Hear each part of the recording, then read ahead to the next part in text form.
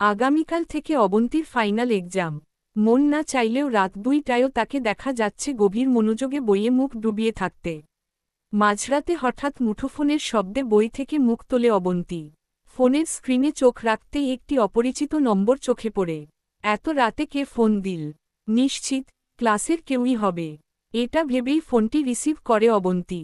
Hello বলতেই ওপাশ থেকে একটি মোটা গলা ভেসে আসে। হ্যালো। অবন্তীর কাছে গলার স্বরটি অপরিচিত মনে হয়। কে বলছেন? আমি তমাল। ওহ তমাল মামা, এত রাতে কি মনে করে? গম্ভীর গলায় জবাব। মামা, আমি তমাল, কিন্তু আপনার মামা নই। আমি আরেকজন তমাল, আমাকে চিনবেন না। কাকে চান? এত সময় যখন আপনার সঙ্গে কথা বলছি, ধরে নিন আপনাকেই চাইছি। স্টুপিড বলেই ফোন কেটে দিল অবন্তী। মনোযোগী হয়ে পড়া শুরু করল। কিন্তু কি আশ্চর্য, বারবার কেন যেন ওই কণ্ঠটাই কানে বাজছে। ইস, কি অসম্ভব সুন্দর কণ্ঠ লোকটির, অনেকটা আরজে নির্বের মতো। কথাগুলো ভাবতেই হঠাৎ আবার মুঠোফোনটি বেজে ওঠে। অবন্তী এবার ঠিক করল কলটি আর রিসিভ করবে না। কিন্তু কি অদ্ভুত, এত রাতে নির্লজ্জের মতো লোকটা কেন যে বারবার কল করেই যাচ্ছে। মুঠোফোনটি বেজেই চলেছে। মিশ্র প্রতিক্রিয়া অবন্তীর। শেষ পর্যন্ত কলটি রিসিভ করল। হ্যালো বলতেই, কি ব্যাপার, রেখে দিলেন কেন? এত রাতে অচেনা একজন মেয়েকে বিরক্ত করতে লজ্জা করছে না আপনার? অসভ্য একটা লোক আপনি। প্লিজ দয়া করে এভাবে বলবেন না। আমি বাজে ছেলে নই, এটুকু বিশ্বাস রাখতেই পারেন। আপনি আমার পরিচয়টুকু দেওয়ার সুযোগ দিন। আমি তমাল, বুয়েটে সিভিলে পড়ছি, তিতুমির হলে থাকি। সামনে টার্ম ফাইনাল প্রিপারেটি লিভের গ্যাপে আছি। রাত জেগে পড়তে পড়তে হঠাৎ এক বন্ধুকে কল দেব ভেবে ডিজিট ভুলে কলটি আপনার নম্বরে চলে যায়। আমার কি দোষ বলুন? আপনার কণ্ঠে জাদু আছে। যে কেউ আপনার সঙ্গে কথা বললে অবচেতন মনে চাইবে আরেকবার কথা শুনতে। দেখুন, কাল আমার ফিজিওলজির কার্ড এক্সাম। এমনিতেই আমি খুব টেন্সড। দয়া করে আর বিরক্ত করবেন না। আপনাদের মতো ছেলেরা মেয়েদের ইমপ্রেস করাই খুব পটু। কথাগুলো বলেই কলটি কাটল অবন্তী। ফোনটি রাখার কিছু সময় পর মুঠোফোনের মেসেজ রিংটোন বেজে উঠল। ফিজিওলজির কার্ড এক্সাম, তার মানে মেডিকেল স্টুডেন্ট। ডাক্তারদের মেজাজ এত রুড হলে চলবে? আবার বিরক্ত না করে পারবো না হয়তো। এতটা বকাঝকা আগামী দিন আর করবেন না আশা রাখব। শুভ রাত্রি।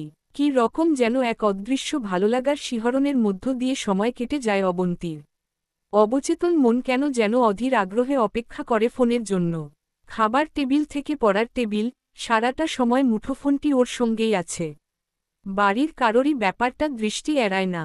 এমনিভাবে এক সপ্তাহ শেষে একদিন রাত প্রায় 12:30টায় সেই প্রতীক্ষিত নম্বরটি ফোন স্ক্রিনে ভেসে ওঠে। অবন্তী ফোন রিসিভ করতেই সম্ভাষণের বদলে চমৎকার ভরাট কণ্ঠের আবৃত্তি শোনা যায়। পাইনি বলে আজও তোমায় বাসছি ভালো রানী। মধ্যসাগর এপার ওপার করছে কানাকানি। ফোনের ওপাশ থেকে ভদ্রলোকের কবিতা পড়া শুনে অবন্তী যেন ভালোলাগার বিস্ময় ভাষা হারিয়ে ফেলে। কি ব্যাপার, কথা বলবেন না? কেমন লাগলো কবিতাটা? আজ কিন্তু হঠাৎ করে ফোন কাটা যাবে না। অসাধারণ, খুব ভালো কবিতা আবৃত্তি করেন তো আপনি। সত্যি, আপনার ভালো লেগেছে? ধন্য আমি তো ভয় পাচ্ছিলাম, এই বুঝি অভদ্র অসভ্য বলে কল কেটে দেবেন। এরপর থেকে শুরু ওদের একসঙ্গে পথচলা। সময় গড়িয়ে সেকেন্ড, মিনিট, ঘণ্টা পেরিয়ে সপ্তাহ থেকে মাস ছুঁয়ে যায়। সকাল বিকেল কিংবা মাঝরাতে ফোন, হোয়াটসঅ্যাপ, ফেসবুকে চ্যাটিং ঘণ্টার পর ঘণ্টা। ভালোলাগার অনুভূতিটা কখন যেন ভালোবাসা হয়ে মন জুড়ে বসে। দেখতে দেখতে সময় কেটে যায়। কাছে আসার আকুল তৃষ্ণায় মন ব্যাকুল হয়ে ওঠে। দীর্ঘ 1 বছর পর তমাল আর অবন্তী পহেলা ফাল্গুনের এক বিকেলে পাবলিক লাইব্রেরি দেখা করার সিদ্ধান্ত নেয়। পাবলিক লাইব্রেরির রাস্তা দিয়ে ভেতরে প্রবেশের সময় এদিক সেদিকে তাকিয়ে মনের অজান্তেই কাউকে খুঁজে যায় অবন্তী। ঠোঁটের কোণে তখনও একচিলতে হাসি। হঠাৎ মুঠোফোনে মেসেজ রিংটোন বাজতেই অবন্তী চোখ রাখে স্ক্রিনে। ছোট্ট একটা মেসেজ, আসছি অবন্তী, শাহবাগে আমি। হাঁটতে হাঁটতেই রিপ্লাই করে অবন্তী, স্বপ্নকে ছুঁয়ে দেখার অপেক্ষায় পথ চেয়ে আছি।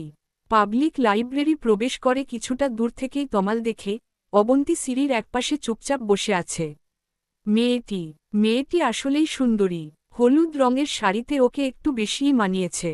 অবন্তী তমালকে বলেছিল কালো রঙের পাঞ্জাবি পরতে, অথচ ওপরে এসেছে সাদা রঙের ক্যাজুয়াল শার্ট। সিঁড়ি বেয়ে অবন্তীকে পাশ কাটিয়ে একটু দ্রুতই পাবলিক লাইব্রেরির ভেতর চলে যায় তমাল। এর একটু পরই অবন্তীর পেছনে এসে দাঁড়ায়। হঠাৎ করেই ডেকে ওঠে অবন্তী বলে। অবন্তী পেছনে ফিরে তাকাতেই ভীষণ চমকে ওঠে। এ কি, তমালের পাশে রূপক কেন? ছেলেটা অবন্তীর ক্লাসমেট। দীর্ঘ 2 বছর ধরে ওকে বিরক্ত করে যাচ্ছে। একে দেখলেই অবন্তীর ভীষণ রাগ হয়। অবন্তী কোনো প্রশ্ন করার আগেই তমাল বলে ওঠে, রূপক আমার ছোট ভাই। ওর ধারণা ছিল, তুমি নাকি ভালোবাসতেই জানো না। ওর সঙ্গে আমি চ্যালেঞ্জ করেছিলাম, তোমাকে ভালোবাসতে শেখাবো আমি। তোমার সঙ্গে সম্পর্কের শুরুটাই ছিল একটা জেদ। তোমাকে আমি শুধু বোঝাতে চেয়েছিলাম, ভালোবাসার অনুভূতিটা কেমন হয়। ভালোবাসা আসলে কি? দীর্ঘ সময় নির্বাক হয়ে তমালের কথাগুলো শোনে অবন্তী। চোখ দুটি কখন যেন নিজের অজান্তেই অশ্রুসজল হয়ে ওঠে।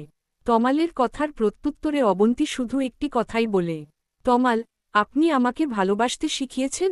আমার কল্পনায় যে ভালোবাসা ছিল তা আসলে ভালোবাসা নয়, শুধুই প্রতারণা। ভালোবাসা কি, তা হয়তো আর এ জন্মে বোঝা হলো না। কথাগুলো শেষ করেই অবন্তী হাঁটতে শুরু করে, পাবলিক লাইব্রেরির গেট থেকে বেরিয়ে দ্রুত রিকশা নেয়। রিকশা চলতে শুরু করে সন্ধ্যার আবছা আলো আধারী পথ ধরে। রিকশা এগিয়ে যায় সামনে। পেছনে পড়ে থাকে অনেক কল্পনায় আঁকা কিছু স্বপ্ন। স্বপ্নভঙ্গের যন্ত্রণায় এত দিনের রঙিন স্বপ্নে বিভোর দুটি চোখ বেয়ে অপমানের, দুঃখের আর হতাশার জল গড়িয়ে পড়ে। তবু মন মানে না, নিজের মনকে বিশ্বাস করতে পারে না। শাহবাগ পেরিয়ে রিকশা বাংলা একাডেমির সামনে যেতেই একটি মোটরবাইক অবন্তীর রিকশার সামনে এসে থামল। চমকে উঠল অবন্তী। বাইক থেকে নেমে তমাল রিকশার সামনে দাঁড়াল। আপনি আমার পিছু নিয়েছেন কেন? ভালোবাসা কি, তা শেখাতে চেয়েছিলেন। আমি তো ভালোবাসতে শিখে গেছি। কথাগুলো বলতে গিয়ে রাগে অপমানে কেঁদে ফেলল অবন্তী। তমাল হাত জোর করে ওর রিকশার সামনে দাঁড়াল। ক্ষমা করে দাও অবন্তী, আমিও যে ভালোবাসতে শিখে গেছি তোমার পাশে থেকে। তোমার অভিমানী চোখ বলে দিয়েছে, আমি কতটা অপরাধী। নিজের অজান্তেই ভালোবেসে ফেলেছি তোমায়। তোমাকে ছাড়া থাকতে পারবো না। প্লিজ, ফিরিয়ে দিও না। একক উদ্ধৃতি চিহ্ন।